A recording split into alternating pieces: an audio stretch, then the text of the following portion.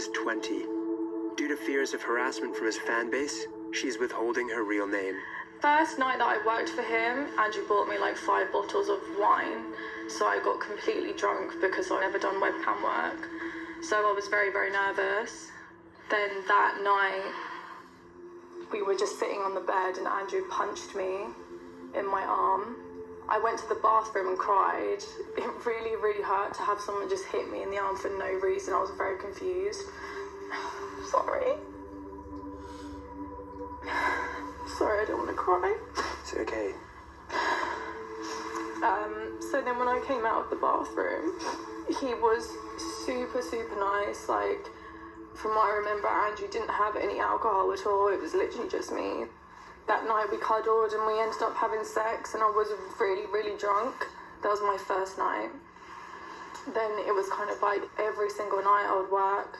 But as soon as he handed me my money, I soon forgot about him hitting me and everything else. And it was just like, wow, I've got all this money now. Like, he would just pay me a flat fee of £15 an hour, which back then was fantastic. I was making £5 an hour at my 9-to-5 job. But when you look at the money that I was actually bringing in, it just doesn't even scratch the surface. Were there any other instances where there was physical abuse? Yeah, so when we moved into the bigger apartment, that's when more girls started coming into the apartment to work for Andrew. And that's when I just witnessed so much, like, verbal, physical, not just to me, but the other women involved. And it just got worse over time. Andrew would call us lazy hoes. I saw him smack girls with a belt because she wanted a lion. He used to strangle us as well.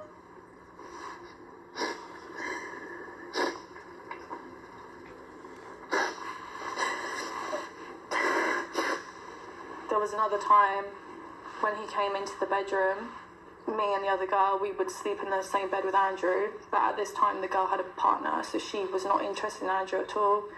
And I had gone to the shower, I came back and I noticed he was, like, I saw him raping her. And,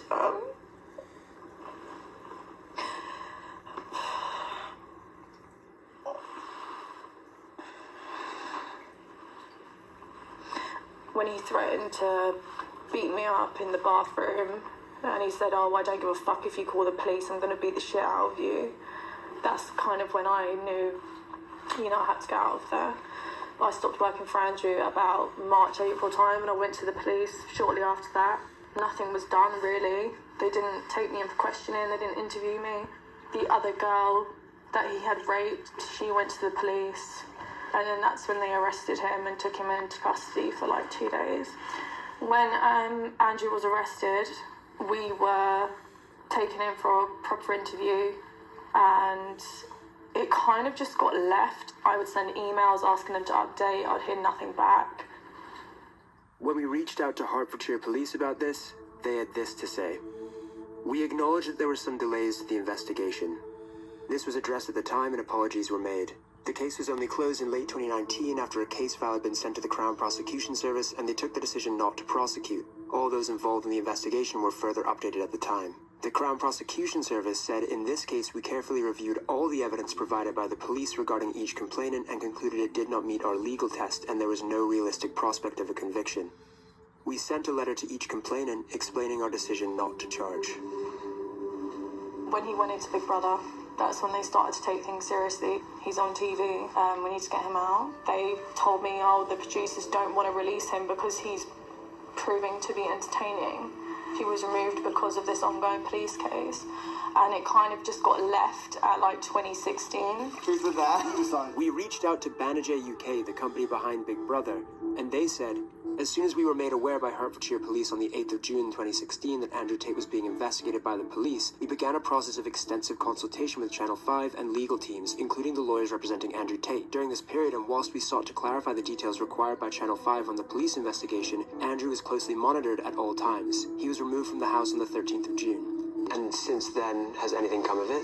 Unfortunately, they turned around and just said, we can't continue this case anymore. It's just insufficient evidence. We're not going to take it to court. You witnessed the rape occurring, did that not count as evidence for them? No.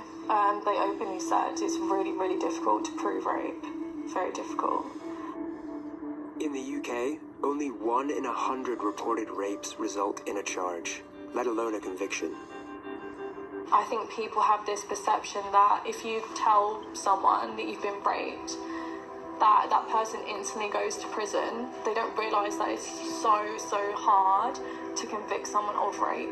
In a statement issued via his lawyer in Romania, Tate denied assault or rape.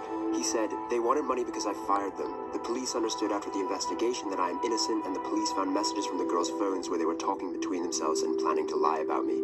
Sally said, "The CPS sent a letter saying that one of the reasons they didn't charge Tate was because they found voice notes on our phones where we talked about whether we should tell the police that he gave us alcohol.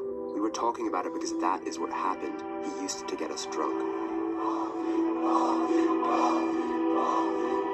You know, you see all these young men talking about how he's such a great guy and he's their idol and stuff, and that's so difficult to see.